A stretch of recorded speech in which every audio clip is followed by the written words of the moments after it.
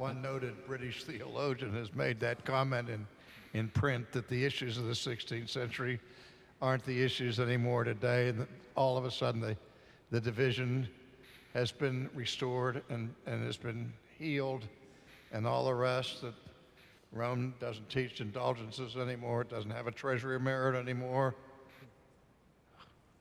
What are they thinking? What are they reading?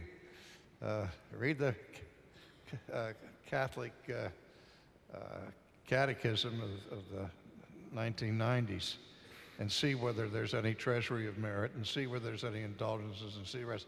No, if anything, the issues are greater today, partly because of the impact of 19th century liberal Protestantism, that if anything has moved the gospel back into darkness, it's that.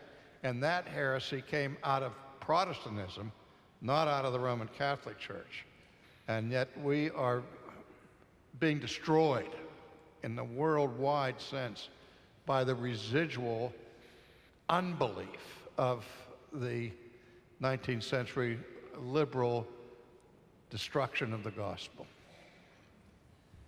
You know, when I hear these questions, was the Reformation a mistake? Is the Reformation over? They tend to be phrased and framed from those in the sort of Anglo-American contexts.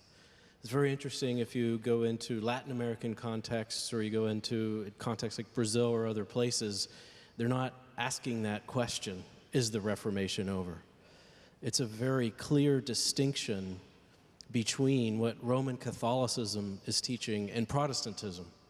We are very much partners with a wonderful ministry in Brazil called Editoria Fiel.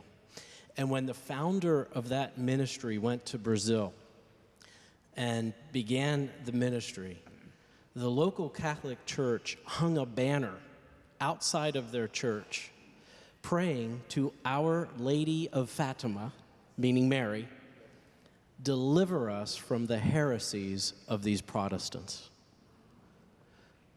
Sometimes in our settings, and I think because of generations of liberalism, we become theologically numb. And when we put ourselves out of our settings, we just see how distinct and how clear and what a true difference there is between the Protestantism and the upholding of the gospel and the Catholicism, which really is obscuring the gospel.